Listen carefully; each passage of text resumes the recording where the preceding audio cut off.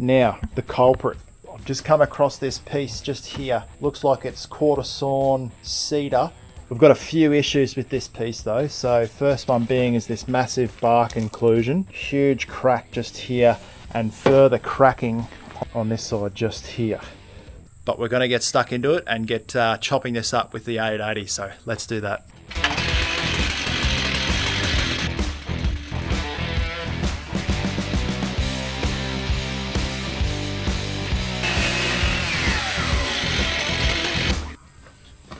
Looks like we've removed all the cracks.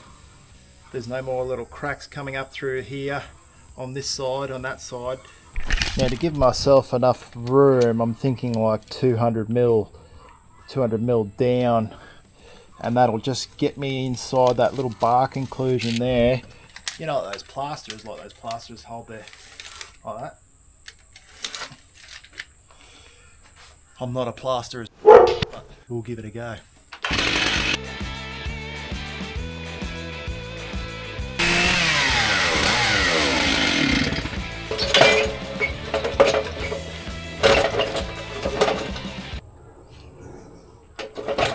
Great piece of kit, Kezza. Yeah, there we go. So when you look at it, when it's sitting on the table, these growth rings are sort of level with the table in a sense. So I reckon, because we're going to have to put this on the lathe, and that end needs to be flat to bring the tailstock in. But I reckon we whop that bit off there. Yeah, we'll need a tenon. So I'll have a tenon here, like so, and then we'll be able to have the bowl or the vessel come up. We'll see how we go anyway. Come up like so, like that. That's what I'm thinking. So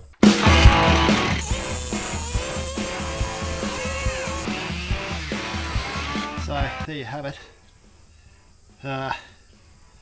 Let's go put it on the lathe. Hold it in there like that. Now this is where we're all wood turners, but we're also octopus at the same time. Pop it in there, lock that off nice and tight. Now coming around to take that corner off is going to be hectic, but we'll just see how we go. We'll get this show on the road. Whew.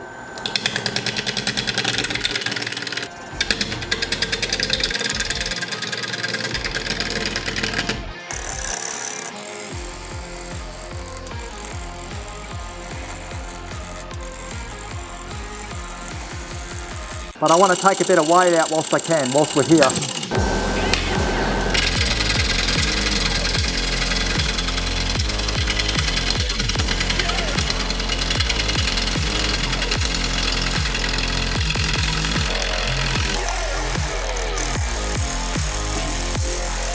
Right, so I've started coming up here, as you can see, but I've left this piece up here because I want to come back the other way so I don't bust that top out.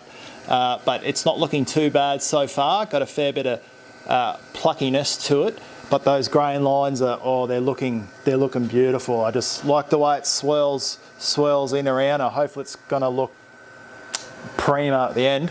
I'm gonna give Dad's gouge a go. Right.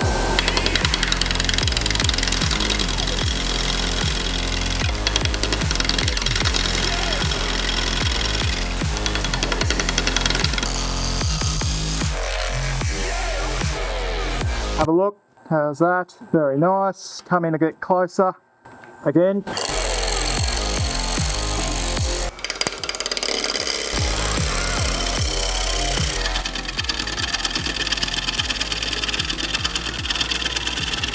Right, that's just chainsaw. Got a minor crack in through here, through that growth ring there. But it's not looking too bad. I think we need to size up for the tenon now. Normally my sharp side is on the taped side here, as you can see, as I had pre-planned. Sharp side is on the taped side.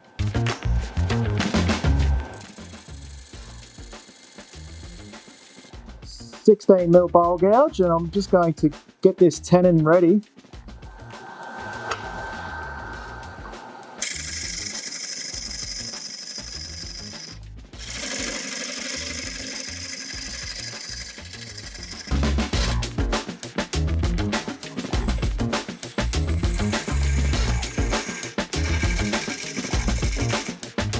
So it's flat coming across, and I'm pretty happy with that. But now I'm going to have a raised section on the base there, so it'll bottom out into the chuck bed, and I don't want that, so because it will sit proud of the chuck.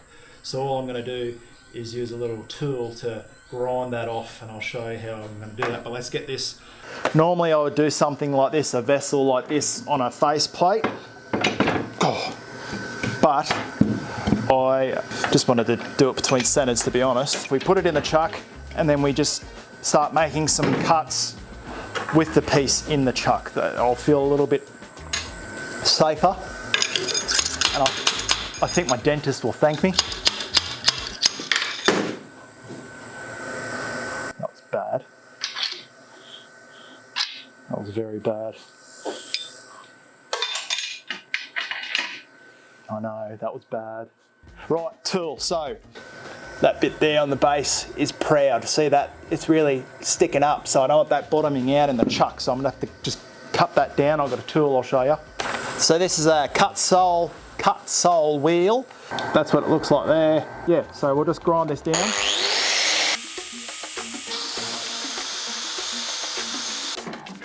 Get my ruler. Make sure we're running flat across there. You could always use your tailstock to keep that pressure on the piece whilst you're putting it in the chuck as well. I'm going to give it a bit of mumbo. Yep. Oh, that looks cool. Whilst I am still taking timber away off this, I am going to use my tailstock. Now when I am here, I'm going to have to pick a point of where I bring that foot into, and I want the foot to be quite petite. Double check everything. Got a bit of paranoia setting in, but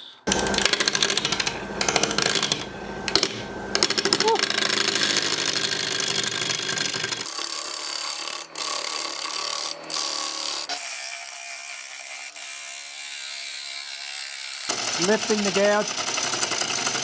There. Nah, more. Needs more there.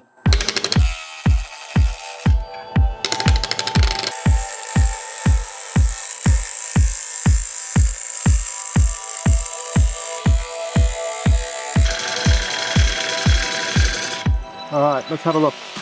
So where we're at now, yeah, I've got that split. I might have to douse that in a bit of CA glue sooner or later when I go to start hollowing it out. But the top's looking good. I like that sort of shape.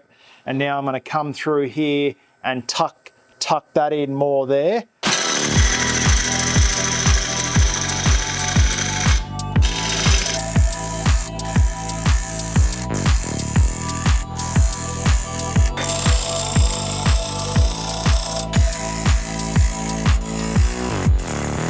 Righto, so it's come to my attention. This is not looking like what I had intended. I need to show you what I'm talking about in a drawing, otherwise you're just going to get really confused and we're both going to be confused, and that is never a good situation. So I'll just draw it out for you. Keep your comments to yourself, those who don't like my drawing. Where we're at now, it's fairly, the walls come down and they're fairly straight. That's the base there, and then they come back up. So that's now, and where we want to be, what I feel will look better, the top will come curved and then come down.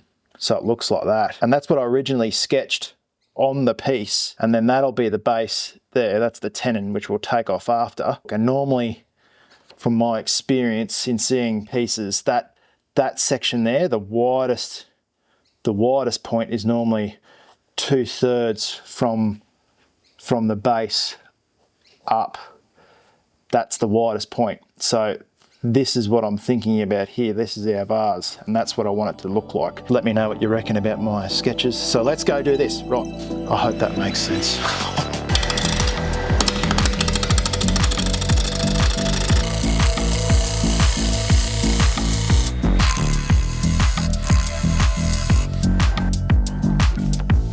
We need to also measure that up 2/3.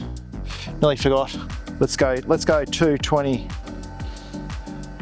mil divided by 3, 70 3 mil times 2, 146 mil.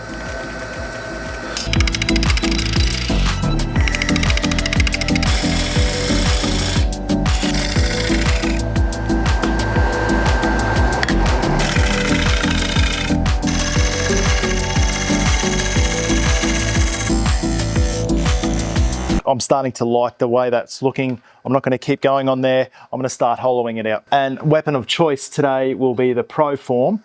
I'm going to start by making sure everything's tight. Let's do that. Let's make sure everything's solid. Pro-Forme. Now this is the Pro-Forme here. I'm using the straight shaft to start it off with. We can't go too far out to this side though. If I do, I'll hit that edge and then it'll be game over. I'm just going to try and start easy.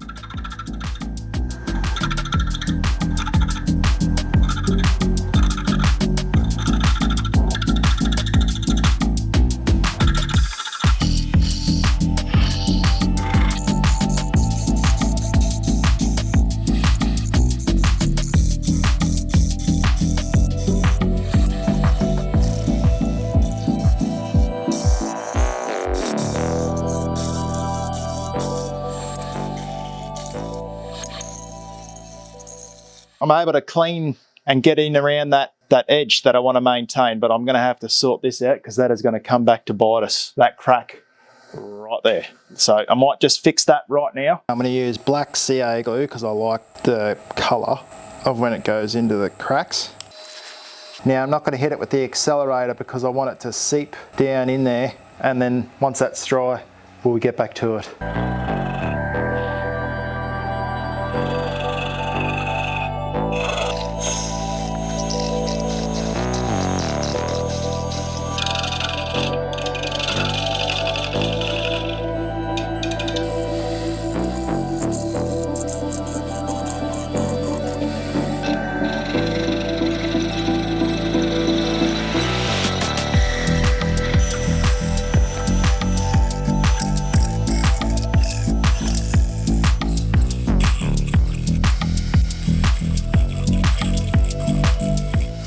Now we're going to get a bit of extra support because I've noticed I'm getting quite deep into the vase vessel. Can we call it a vessel if we're being artistic? We'll call it a vessel. Makes us sound a little bit fancier. Got the fill irons tool gate rest here, so I'm going to put that in. That allows us to like a, you know, when you're playing snooker or pool and you need that little triangle thing to hit the ball. You know what I'm trying to say, don't you? Phil Iron's snooker playing set. I'm sure he'll appreciate that. Look at this. Allows us to get right in there like that. Check that out. But we'll have it set back about there. Let's see how this goes.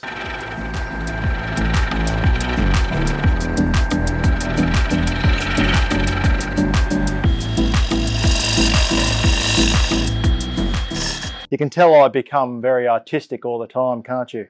About 70 mil more to go down, 70 mil. Depth check complete.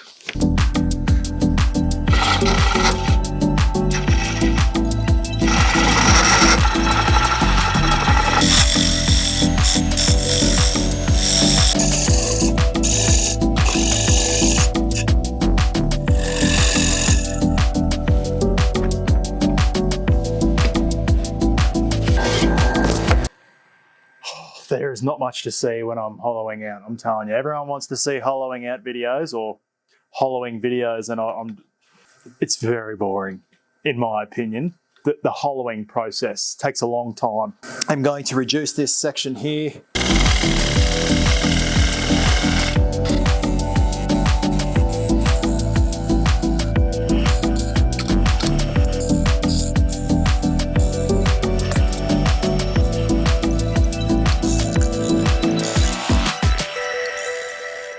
Let's sand it up. 10 horsepower dust extractor, squishy hearing protection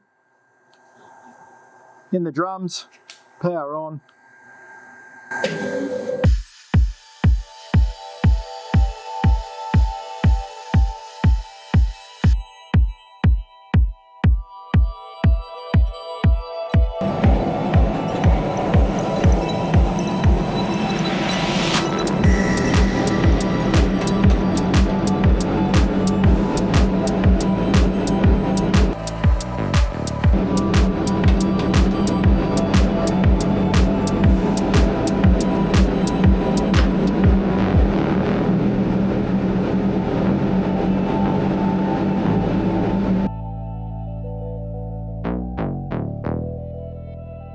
All right, so it is the next day. The reason why I'm holding this close to my face is because it's hammering down rain outside and I'm trying to cut down that noise on the tin roof. But I've sanded up to 240 grit. There is signs of decay within the timber, but I am not worried about that at all. That black CA glue looks really nice. I'm now going to get the parting tool and part this down a little bit smaller, sand a little bit, and then we'll put a finish on it and part it off. So let's get that done. Right. Now I'm going to move you into my helmet, but welcome inside the helmet of the Kezza.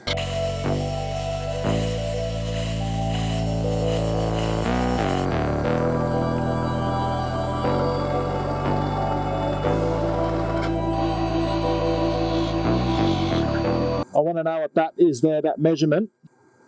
So it's that 77 on the top here, 165 mil divided by 3 is 55, yeah. So I want to make that smaller. I want to bring that in smaller. It's getting in the realms where it's losing practicality, but it's getting more beautiful. We're upping the beautification, losing practicality, because the smaller foot, more unbalanced. Bit of internal dialogue in the helmet with the Kezza. Internal dialogue, setting spring calipers and thinking about things ahead of what finish I'm going to use is what we talk about in the helmet of the Kezza. So welcome, this is Kezza TV, and we get up to talking about some absolutely ridiculous stuff.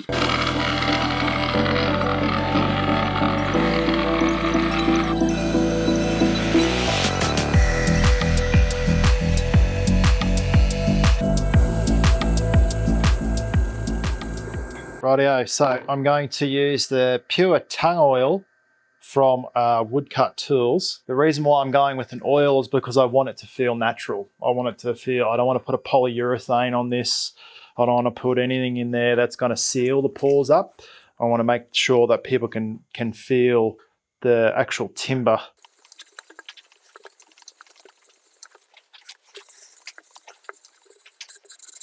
This is looking absolutely stunning. Rightio, so it's come time to part this off the lathe. I've got my 2mm parting tool. Wish me luck. See how we go.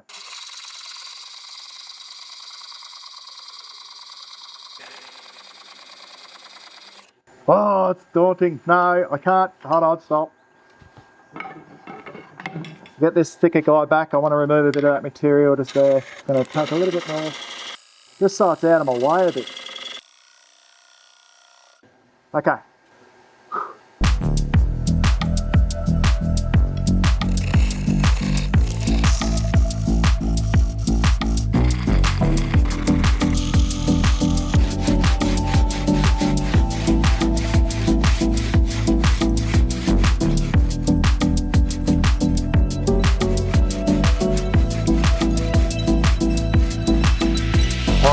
Let's go set up over here and just get rid of that little stub.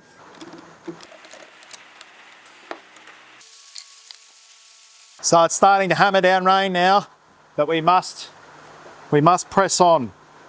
So I just want to fit this over the top ever so slightly. A little bit too high for me, but we can adjust it. And then I'm going to open up these drawers. It is now hammering down rain. Alrighty, so we're going to brave the elements. We're going to keep pushing on. So I'm just going to loosen this handle here off, angle this down so it's easier to work with.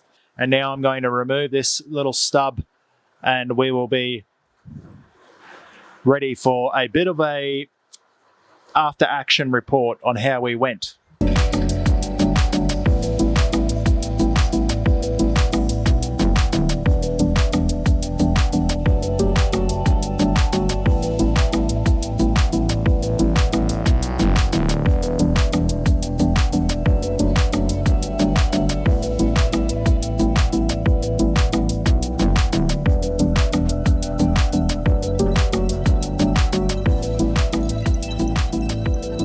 As woodturners, we're dealt with so many variables when it comes to a natural material.